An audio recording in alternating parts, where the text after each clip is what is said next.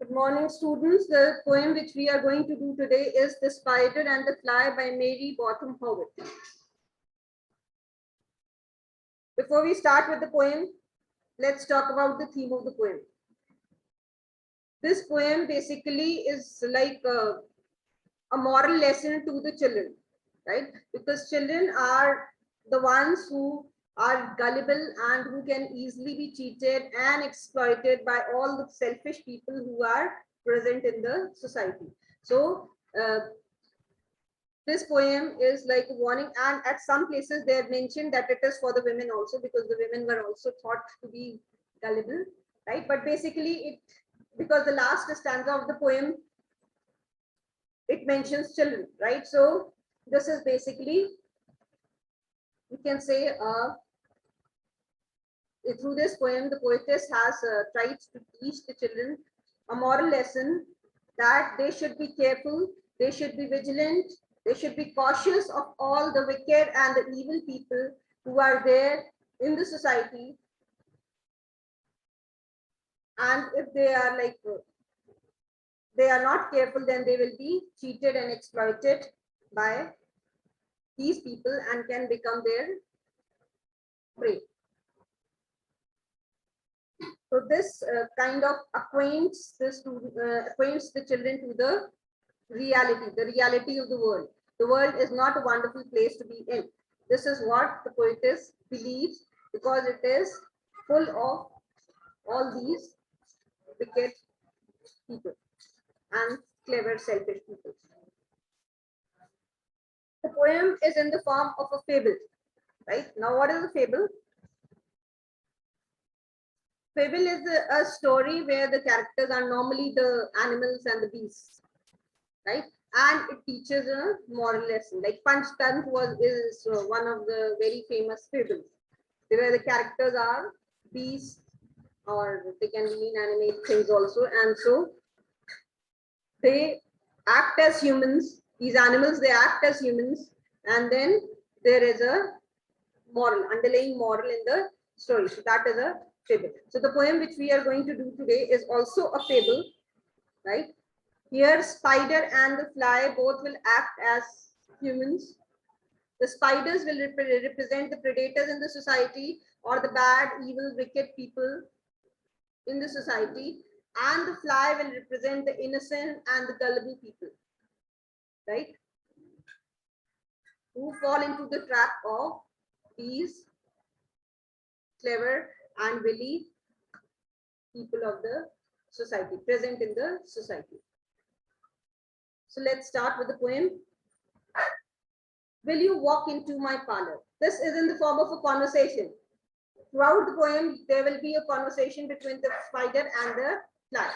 Will you walk into my parlor? Said the spider to the fly. Tis means it is. It is the prettiest little parlor that ever you did spy.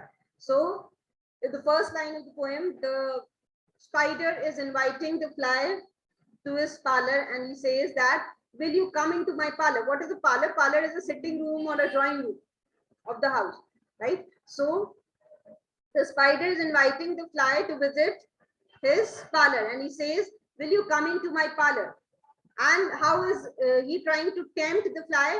By telling the fly that it is the prettiest little parlor that ever you did spy. Spy here means to see, that you have ever seen. It is the prettiest parlor that you would have ever seen in your life.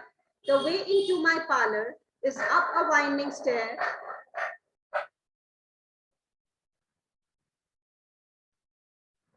Okay. 'Tis the prettiest little parlor that ever you did spy. Spy means see, that you have ever seen in your life. The way into my parlor is up a winding stair. Winding stair means which is not straight, right? Which is curvy, right? So the spider says, see, here it is a reference to the spider's web. It's not straight, it's curvy, right? Round and round in circles. So says that the way to enter my parlor, you will have to come up through a winding stair. And I have many pretty things to show you when you are there. So once you are in my parlor, I will show you many pretty things which I have in my parlor. So please see, these are the things which the spider utters just to tempt the fly, right? But this fly is intelligent enough, right? Very cautious. And so the fly refuses. The fly says, "Oh, no, no," said the little fly. "To ask me is in vain, for who goes up your winding stair can never come down again." So the fly is intelligent enough not to fall into the trap of the spider. And she says that, "No, no, no, there is no chance that I will come in your parlor. I know the reality, right? You are wasting your time. To ask me is in vain means it's useless to ask me to come into your parlor. I am not going to come into your parlor, no matter what you say about your parlor, or however you may try to tempt me, but I am not going to enter your parlor. For who goes up the winding stair? Because I know the reality that whosoever climbs the winding stairs to your parlor can never come down again." Obviously, the spider will eat the fly. So any fly who tries or who makes an attempt to climb your winding stairs and enter your parlor, she will never be able to come down again. So you are wasting your time. It's absolutely useless to ask me to come into your parlor. I am not going to do that, right? So the first attempt of the spider to tempt the fly failed, right? So then now, because spider is very clever and determined, all these wicked people, they are very determined in their plan and object. If they fail in the first attempt, they will not give up. They will try some other method to befool you. So the spider comes up with the next thing. Says, "I'm sure you must be weary, dear, with soaring up so high. Will you rest upon my little bed?" said the spider to the fly. So the next temptation was, soaring means flying up, rising, because you fly really high. So rising up. So that is soaring. So the spider says that, "I know that you must be very tired. Dear, my dear fly, you must be very tired because you fly so high. You keep on flying so high, so you must be tired. And now I request you to come upon my little bed." In the next attempt, the spider invites the fly to the bedroom, right? That, "Come upon my little bed and rest for a while. There are pretty curtains drawn around. The sheets are fine and thin." So my bedroom is a very cozy place. There are pretty curtains, very nice, wonderful, beautiful curtains in my bedroom. And the bed sheets are also very fine and thin.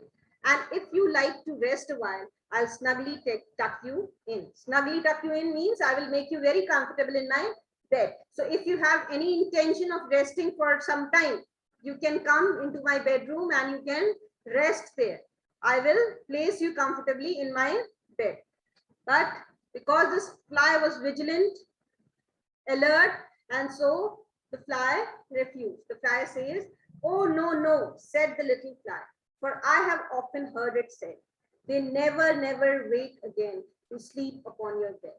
So the fly knew the reality, and so the fly says that, "No, no, I have often heard from my friends and relatives, they have told me that anyone who sleeps on your bed, that creature will never wake up again.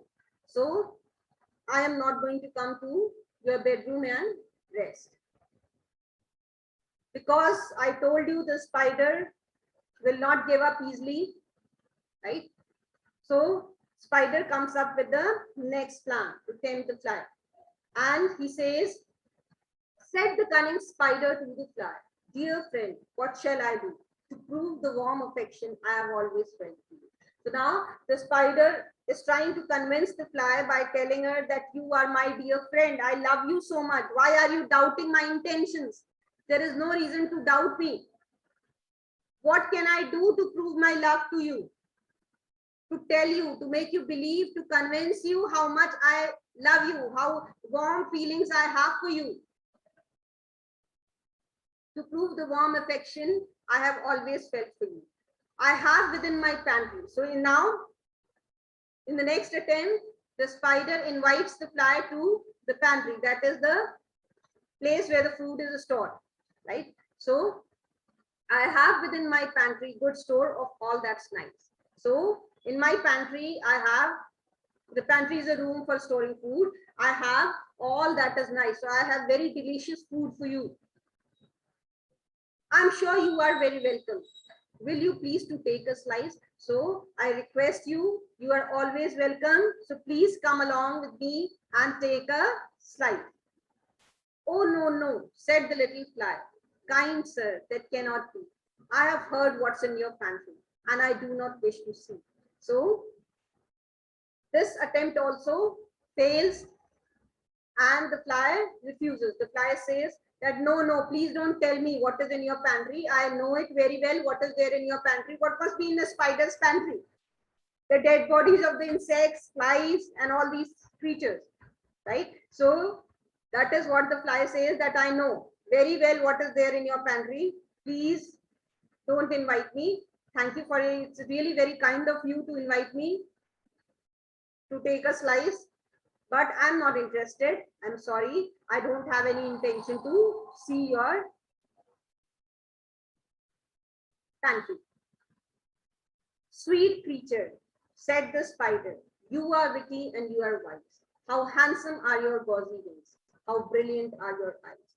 So now 3 attempts have failed. Please, you need to remember the sequence. In the first stanza, the spider invites the fly to the parlor, that is the drawing room or the sitting room. In the second stanza, in the second attempt, the spider invites the fly to the bedroom to come and take rest because she must be tired of flying so high. In the third stanza, the spider invites the fly to his pantry, right? And all these 3 attempts have failed. So let's see what the spider will do next. Sweet creature, said the spider, you are witty and you are wise. How handsome are your gauzy wings. How brilliant are your eyes. I have a little looking glass upon my parlor shelf. If you will step in one moment here, you shall behold yourself. So the next, now this is something which is very powerful. Now this is a very powerful device, or you can say a very powerful weapon which is used by the spider, right? It's very difficult to resist it, and that is flattery, right? Most of us fall prey to flattery, right?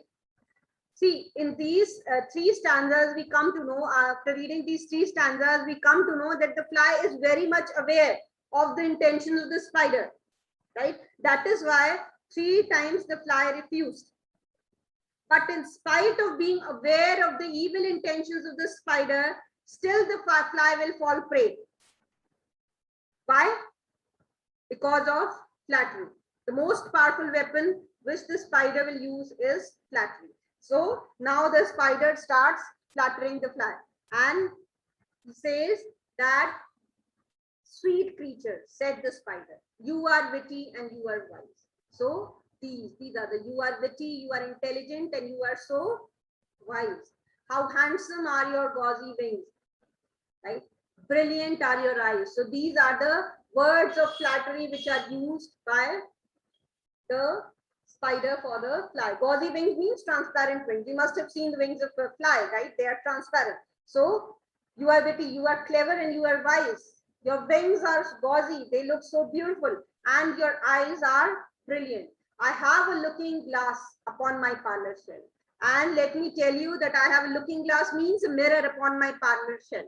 And if you will step in one moment here, you can behold yourself. Behold yourself means look at yourself. Behold means to look. So the spider says that if you will enter my parlor, you can look yourself in the mirror which is kept on my parlor shelf. I thank you, gentle sir, she said, for what you are pleased to say. And bidding you good morning now, I'll call another day. See, this is a very important line. I'll call another day. This time, see, the way the fly was talking has changed, right? Now, because the spider used these flattering words, what happened?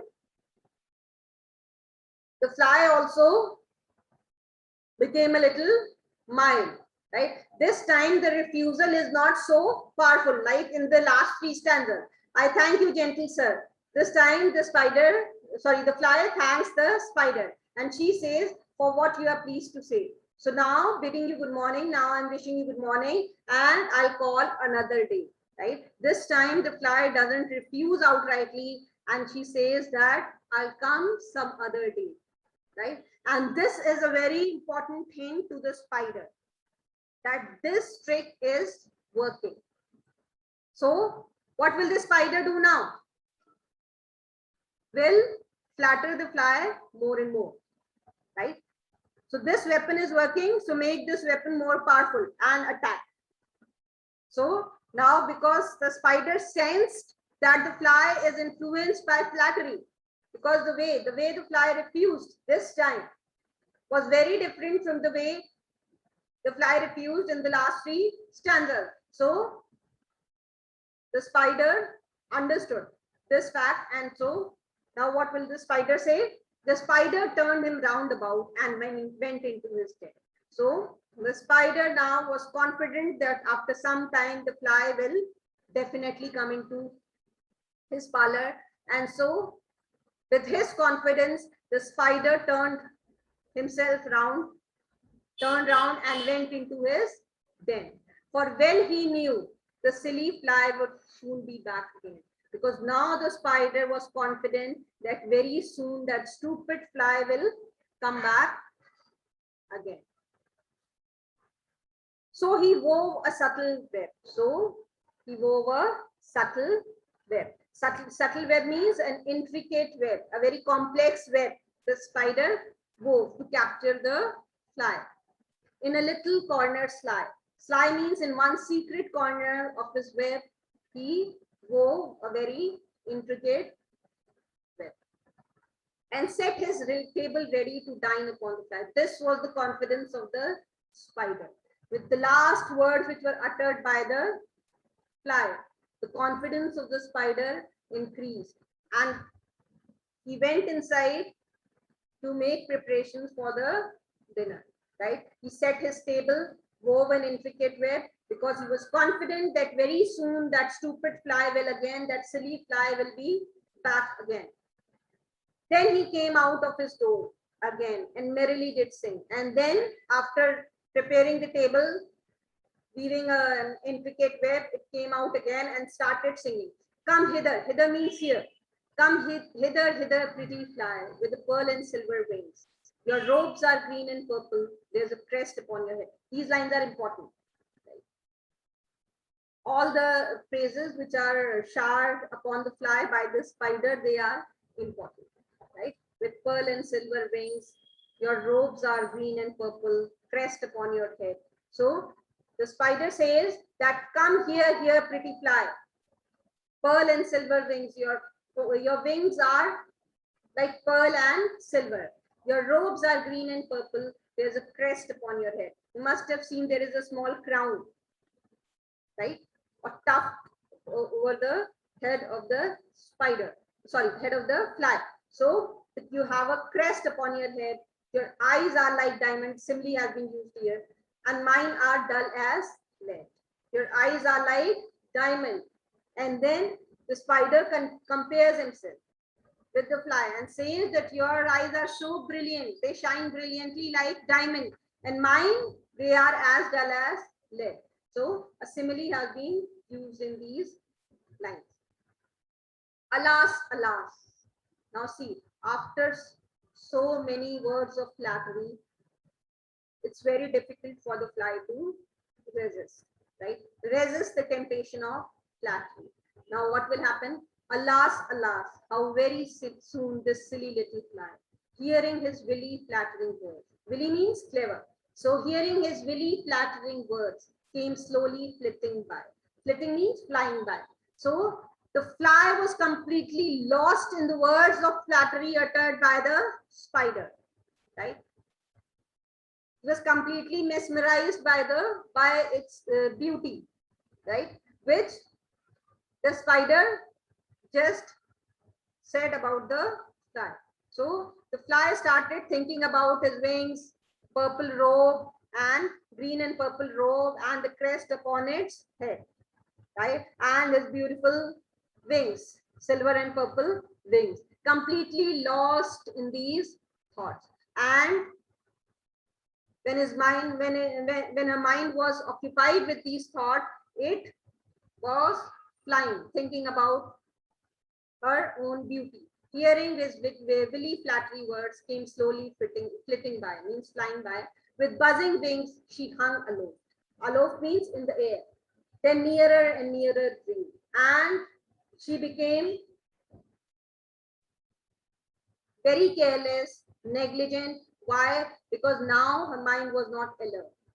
Now her mind was completely taken over with these words of flattery, which have been uttered by the spider.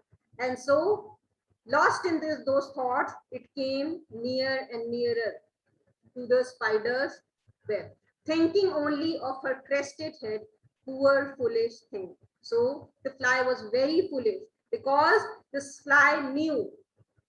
The fly knew and was aware of the spider's intention.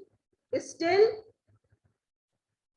she was negligent and careless.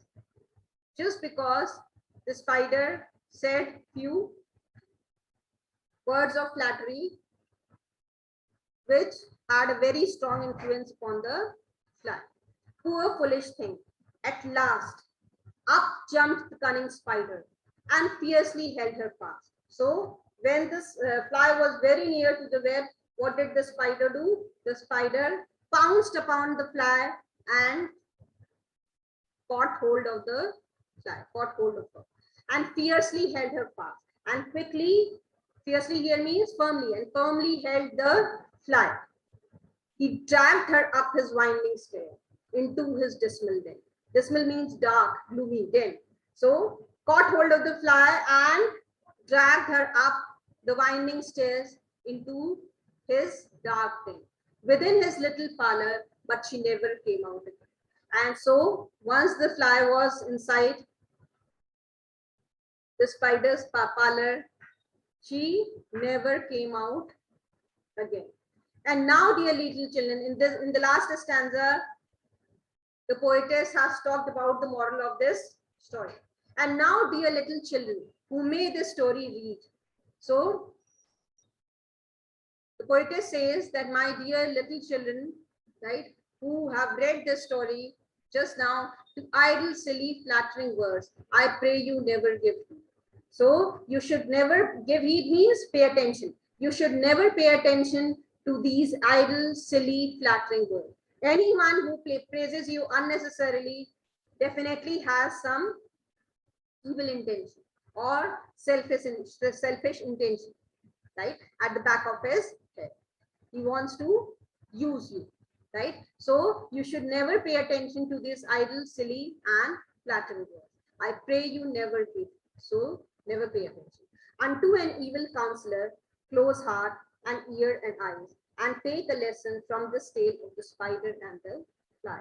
Unto the evil counselor means the wicked advisor, right? If there is any person who has a wicked intention or an evil intention, right? So to these kind of advisors, you should close your heart because your heart will be influenced by those words, like the heart of the fly was influenced by the words of the spider. So you should shut down your heart, right? Don't let those words have any effect or influence or impact upon your heart.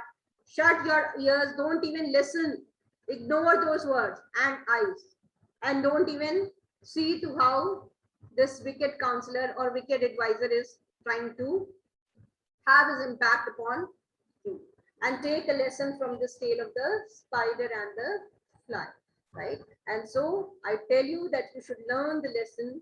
If you will not be careful, if you will not be alert and vigilant, then your destiny will be the same as that of the fly. With this, we come to the end of this poem.